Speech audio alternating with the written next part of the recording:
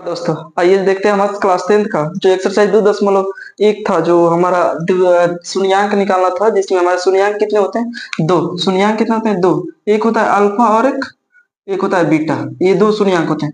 अब इस पे अल्फा और बीटा द्विघात बहुपद के शून्यंक पे कुछ फार्मूले होते हैं, जो हमारे अलजेब्रिक एक्सप्रेशन में भी फार्मूला होते हैं। तो इस अल्फा और बीटा के रूप में भी क्या होता है? फार्मूला होते हैं। जैसे पहला फार्मूला है alpha square plus beta square बराबर अल्फा प्लस बीटा का whole square minus 2 alpha beta. ये बहुत इंपॉर्टेंट फार्मूला है तीनों, क्योंकि इसमें ये फार्मूले पे एग्जाम में हर बार क्वेश्चन आता है। तो ये देखिए अल्फा माइनस बीटा के क्या होता है? होल स्क्वायर इसका टू के अल्फा प्लस बीटा का होल स्क्वायर माइनस के 4 अल्फा बीटा। अगर इसका एक और फॉर्मूला होता है अल्फा माइनस बीटा का बात पूछे तो ये स्क्वायर है तो उधर जाएगा, क्या हो जाएगा? रूट चढ़ जाएगा खाली इस पे।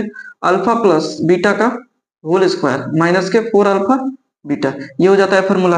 और ये alpha Q plus beta Q यानी A Q plus B Q का जो फॉर्मूला होता है वही है अल्फा प्लस बीटा का whole Q minus 3 alpha beta into के अल्फा प्लस बीटा।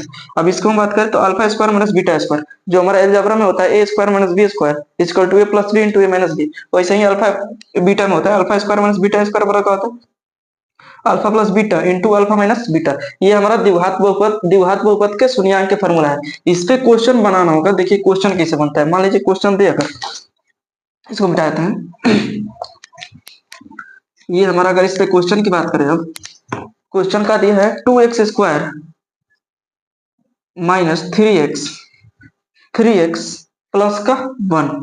इसमें हमको निकालना है इसका alpha square plus beta square बराबर वाट। इसमें दे देगा हमको क्वेश्चन कि ए 2x square minus 3x plus 1, तो alpha square plus beta square का क्या करना हमको? मान निकालना। तो इसमें सबसे पहले हम क्या करेंगे?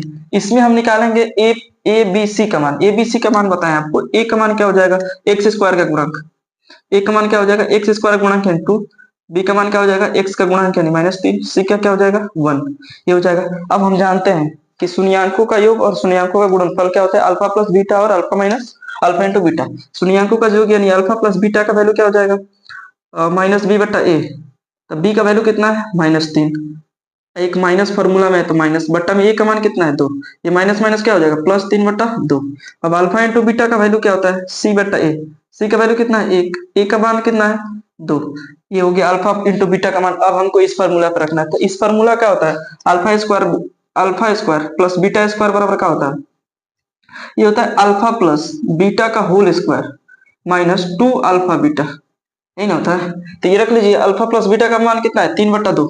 यहाँ पर रखते हैं अल्फा प्लस बीटा का मान 3/2 के whole square minus 2 2 alpha into beta, ये तो 2 रहेगा। अल्फा इंटू बीटा का मान कितना? 1/2। तो 1/2। अब इसको हम स्क्वायर करेंगे, 3 का स्क्वायर